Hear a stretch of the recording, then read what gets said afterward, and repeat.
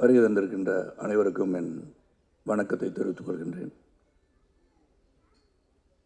எதுக்கு என்ன 11:20க்கே அழைத்தார்கள் என்ற காரணத்தை நான் சொல்ல வேண்டிய கடமைப்பட்டு இருக்கிறது. நான் அருண் ரொம்ப ஃபீல் பண்ணக்கூடாது.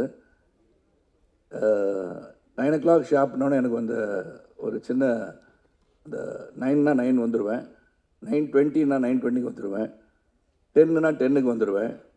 ஆனால் இன்றைக்கி என்ன போச்சுன்னா, அது ஒரு நல்ல காரியத்துக்கு 11:30 மணிக்கு என் மனைவியும் நானும் கையெழுத்திட வேண்டிய ஒரு சூழல் உருவாகிவிட்டது. இல்லாட்டி இவ்வளோ ஒரு சந்தோஷமான ஒரு நிகழ்ச்சியில் நான் சீக்கிரமாக போக வேண்டிய ஒரு சூழலினால் நான் அழைக்கப்பட்டிருக்கின்றேன், பேச அழைக்கப்படுகிறேன் என்பதை தெளிவாக உங்கள்கிட்ட சொல்லிடுறேன். இல்லாட்டி நான் அந்த ஃபங்க்ஷன் இறுதி வரைக்கும் இருக்கிறவன் தான். எந்த ஃபங்க்ஷன் போனாலும் அது என்னுடைய பத்திரிகை நண்பர்கள், அங்கேருந்து இங்கே வந்தவன் நான் என்பது உங்களுக்கு தெரியும். அதனால் என்னை முதல்ல அருண் எங்கே இருக்கீங்க தெரியலையே, என்னை மன்னிச்சிருங்க, தப்பாக நினச்சிக்கேன், கோவப்பட்ட மாதிரி தெரிஞ்சுது. என்ன சார் இந்த மாதிரி எப்படி சார் இப்போ சினிமா ஃபங்க்ஷன்னா இப்படி தானே சார் இருக்கும் அப்படின்னீங்க. அது நான் வருத்தப்படலை, ஏன்னா வாசுதேவன் வந்து வருத்தப்படாத ஒரு கேரக்டரு. இந்த படம் வந்து முதல்ல கணேஷ், எனக்கு ஸ்ரீ கணேஷ் கொடுத்தது ரொம்ப ரொம்ப நன்றி Sri. It's really wonderful film that I am part of. அப்புறம் இதில் வந்து சித்தார்த்து கூட ஒரு இன்டெலிஜென்ட் பஞ்சு மாதிரி உள்ளம் கொண்டவர் என்றெல்லாம் சொல்லி ராம்சான் சொன்னாங்க. பஞ்சு மாதிரி உள்ளம் இருக்கிறதோ இல்லையோ, அவர் வந்து தைரியமான ஒரு நல்ல ஒரு நண்பர்னு சொல்லலாம். இங்கே தான் அவர் அருகில் வந்து பழகுகின்ற வாய்ப்பு கிடைச்சது இந்த படத்தில். இதில் தேவயானி அஃப்கோர்ஸ் 27ஆம் தேதி நாளை 28 ஆண்டுகள் சூரிய வம்சம். It's so nostalgic to say that. நான் 28 வருஷம் ஒரு படம் வந்து கொண்டாடப்படுகிறேன். யோகி பாபு டைலாக்ல இந்த படத்தை இதை பார்க்கும்போது சூரிய வம்சத்தை பார்த்த மாதிரியே இருக்குன்னு சொல்லும் போது இட்ஸ் ஸ்டில் ரெலவெண்ட்ன்றது வந்து ரொம்ப முக்கியம். ஒரு படம் வந்து மக்களை சென்று அடைய வேண்டும் என்றால், அது ஒரு குடும்பமாகான படம் சென்று அடைந்திருக்கிறது சொன்னால் அதற்கு பல படங்கள் போய் அடைந்திருக்கலாம். ஆனால் அந்த சூரிய வம்சம், நாட்டாமை, நட்புக்காக நான் நடித்த படத்தை நான் சொல்லிக்கிறேன், பல படங்கள் போய் ரீச் ஆகிருக்கு. ஸோ ஒவ்வொரு கதையும் அந்த கதை வந்து மக்களுடன் ஒன்றிணைந்து இருக்கும்போது அது வந்து ஆண்டாண்டு காலமாக வாழ்ந்து கொண்டே இருக்கிறதுன்னு நான் சொல்லணும். அந்த விதத்தில் ஸ்ரீ கணேஷ் வந்து அந்த கதை சொல்லும் போது ஃபஸ்ட்டு எனக்கு நிறையா கேள்விகள்லாம் இருந்தது. ஏன்னா இங்கே எல்லோரும் பேசும்போது ஏழை, பணக்காரன், நடுத்தர வர்க்கம், வசதி படைத்தவர்கள் அனைவருக்கும் ஒரு கனவு வீடு என்று சொன்னார். உண்மைதான்.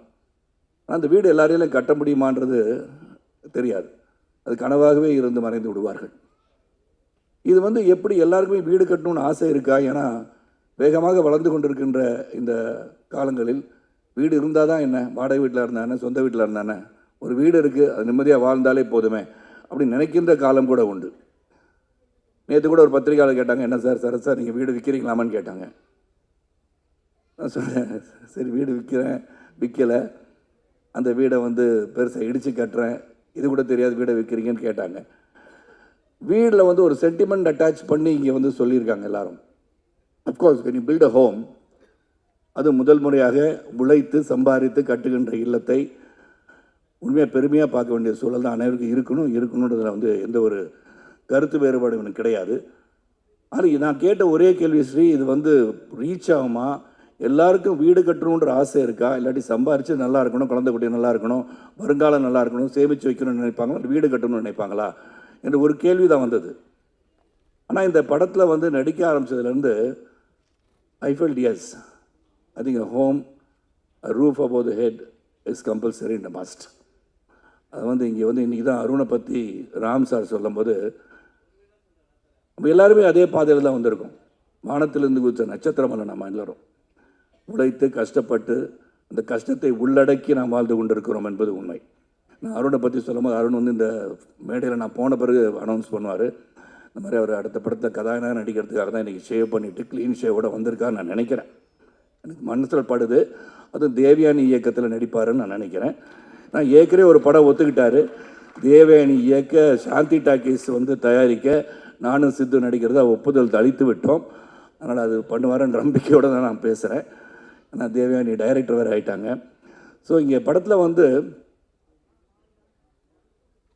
நீங்கள் ட்ரெய்லர் பார்க்கும்போதும் சரி, பக்கத்தில் சைத்ரா வந்து கேட்டாங்க, சரத் சார் என்ன கண்ணீர் வந்தது போல் தெரிகிறதுன்னு சொன்னாங்க. கண்ணீர் வந்தது போல் தெரியவில்லை, உண்மையாக கண்ணீர் வந்தது தான் என்று சொன்னேன். ஏன்னா it is so emotional to look at it, the way it is cut. Editor பேசிகிட்டு இருந்தாங்க. And DK Jithan work with initially. இது ஒரு வாழ்க்கைக்கு இன்று மக்களோடு மக்களாக இணைந்து பார்க்கும்போது இந்த குடும்பம், ஏன்னா குடும்பம் தான் மெயின், இது ஸ்ட்ரென்த். அது டிஸ்இன்டகிரேட் ஆகக்கூடாது. எந்த ஒரு சூழலிலும் தாய் தந்தையை வணங்குவதுன்னு சொல்கிற மாதிரி அந்த குடும்பத்தை ஒற்றுமையாக வைத்திருப்பதே மிக மிக கடினம். அது இந்த காலகட்டத்தில். இந்த படத்தில் பார்த்தீங்கன்னா அவ்வளோ சோதனைகள். நீங்கள் ட்ரெய்லர் பார்க்கும்போது நான் சொல்கிறேன், படத்தை நீங்கள் பார்த்து தெரிஞ்சுக்குவீங்க. அந்த வேதனைகளும் சோதனையும் வருகின்ற காலகட்டத்தில் நினைத்திருந்தது நடக்கிறதா இல்லையான்னு அந்த கதை. அதுவும் ஸ்ரீகணேஷ் சித்தரித்த விதம் யதார்த்தமாக இந்த வாழ்க்கையில் இப்படி தான், இந்த நடுத்தர குடும்பம்னா இப்படி தான் இருக்கும்.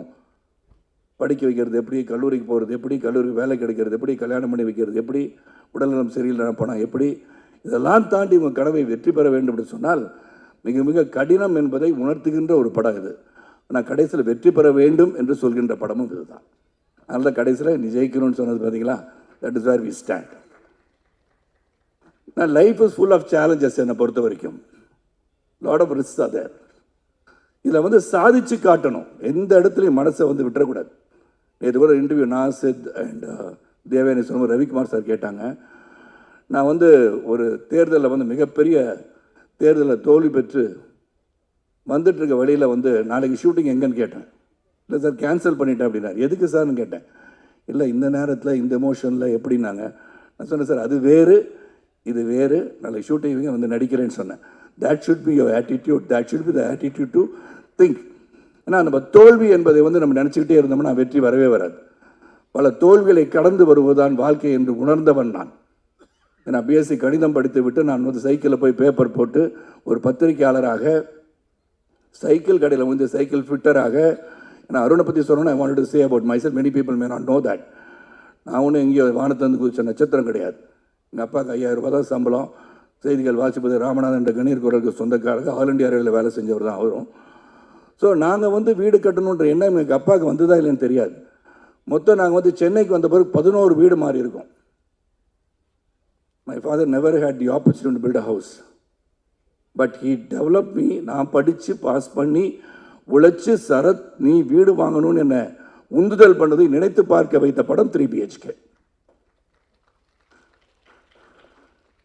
It's truly emotional, it relates to me. அதான் சைத்ரா கேட்கும்போது சொன்னேன், கொஞ்சம் ஈரமாக இருக்கு. This is where we take our life's back to where we started from. அதுதான் இந்த படம். ஸோ இதில் பல பாடங்கள் இதில் இருக்குது. How to fight in life. You just cannot give up. Go towards your aims and goals and ambitions. You can achieve it. அது முடியாதுன்னு நினச்சிட்டோம்னா then you're finished. ஒரு பாக்ஸிங் பவுட்டில் கீழே விழுந்தவொடனே யூ ஆர் லாஸ்ட்னு நினைக்கக்கூடாது. That's when you lose. Try to get up, you can win. எப்போது நம்ம விழுந்து விட்டோம் என்று நினைத்தீங்கன்னு சொன்னீங்கன்னா then you lose. But when you can get up, then you can never lose. ஏன்னா அந்த ஒரு பஞ்சு கொடுத்துருமா தெரியுது, விழுந்து தடுமாறி விழுந்திருக்கலாம். ஆனால் when you get up, maybe you can give a better punch and still make the other fellow fall. அதனால் என்னை பொறுத்த வரைக்கும் இந்த சேலஞ்சஸ் எப்படின்றது இந்த படம், அந்த சேலஞ்சஸ் எப்படி எதிர்கொண்டார்கள்ன்றது படம். இதில் நடிக்கும் போது we all became a ஃபேமிலின்னு சொல்லலாம். இது நோ எக்ஸாஜரேஷன். அதாவது ஆடியோ ஃபங்க்ஷன் வரும்போது ஏதோ பேசுறதுக்காக பேசுகிறாங்க நினச்சிடாதீங்க. Really emotionally I am connected to 3 BHK.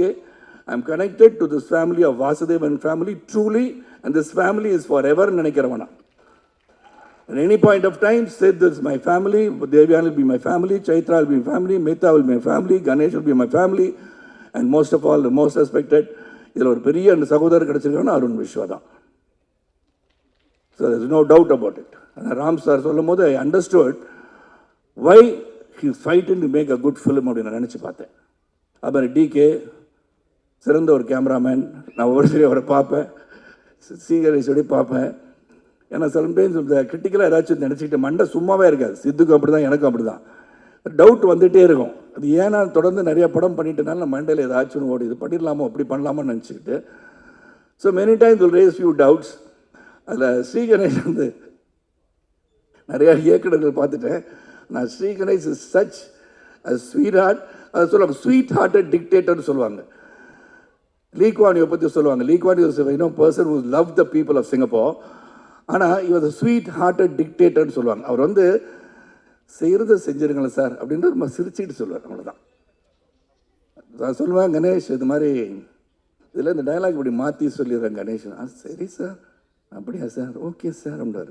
சரி, நான் அந்த டைலாக் எழுதி வச்சுட்டு சரி இது போய் சொல்லலான்னு போனோன்னே ஷார்ட்டெல்லாம் வச்சுட்டு சார் சார் நான் சொன்னதை மட்டும் அப்படியே சொல்லிடுங்க sir.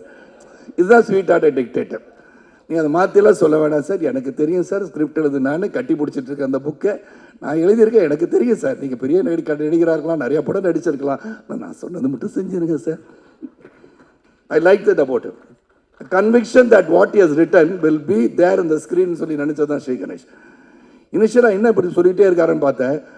But Ganesh, hats off, whatever you felt. Sarath இந்த மாதிரி கேட்டுகிட்டே இருக்காரு கேள்வினா, கேள்வி கேட்கும்போது தான் நல்லது வரும்ன்றது என்னுடைய நம்பிக்கை. ஸோ இப்போ feel I have done anything ஹாஷா எதுவும் சொல்லியிருந்தானா சொல்லலை, இருந்தாலும் I apologize if I done anything any harm to your mind, mentally I have disturb you. I felt like saying that to you.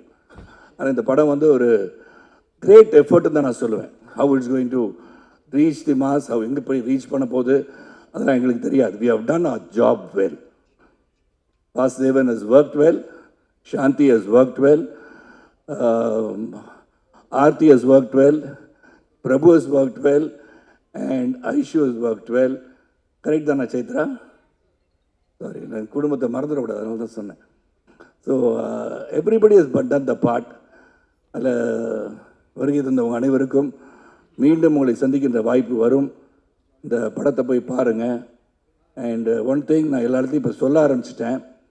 The audience, when you go and see, other than the press and the media who are authorized, who are given the rights to even criticize a movie or write good about a movie, they've got the right because they are film critics. But as audience, நீங்கள் போய் படம் பார்க்கும்போது keep your judgment reserved. Let everybody see it and come up with an opinion. படங்களை போய் பார்த்து உள்ளே இருந்துக்கிட்டே மச்சான் உள்ளே வந்துடாதரா படம் நல்லா இல்லைன்னு சொல்லிடாதீங்க. ஏன்னா உங்கள் வியூ அப்படி. Taste differ. ஒருவருடைய விஷம் இன்னொருத்தருக்கு அமிர்தமாக இருக்கலாம், அது நமக்கு தெரியாது இல்லையா? So let them all go there, you all go watch the film. Let every individual make their own decision how this movie is. அப்படி பண்ணால் இந்த கலை உலகம் என்றும் நிலைத்து நிற்கும் என்று சொல்லி உங்களை விட்டு இங்கிருந்து பிரிந்து செல்வதற்கு மனம் இல்லாவிட்டாலும் இன்று இருக்கிற இந்த அப்பாயின்மெண்ட் அப்படி இல்லாட்டி ஐ ஓன்ட் கோ எனிவேர். நான் பத்திரிகையாளர் சில பேர் கேள்வி கேட்கணும்னு நினைப்பாங்க என்ன, அதுக்கெல்லாம் பதில் சொல்லியே நான் பழகியிருக்கேன். என்னை பொறுத்த வரைக்கும் கனவெல்லாம் நிஜமாகும் சொல்லி வரிகள் இதில் இருக்கு இல்லையா? நீங்கள் எல்லாம் உழைச்சோம்னா, உண்மையாக நாம் அனைவரும் உழைத்தால் உழைப்புக்கு ஒரு வெற்றி உண்டு. உழைப்பவரே உயர்ந்தவர், உழைப்பு உயர்வு தரும் என்று புரட்சித் தலைவர் மக்கள் திலகம் கையெழுத்திட்டது போல உழைப்பவரே உயர்ந்தவர் என்ற எண்ணத்தோடு நாம் அனைவரும் உயர்வோம். உண்மையாக உழைத்தால் வெற்றி வரும். அந்த வெற்றியை நோக்கி பயணிகள் சொல்லி இந்த படம் சிறப்பாக உங்களுடைய வாழ்த்துக்களுடன் திரையரங்கில் நிரம்ப, காட்சிகள் நிரம்ப நல்ல வெற்றி படமாக அமைய வேண்டும் என்று வாழ்த்தி விடைபெறுகிறேன். நன்றி, வணக்கம்.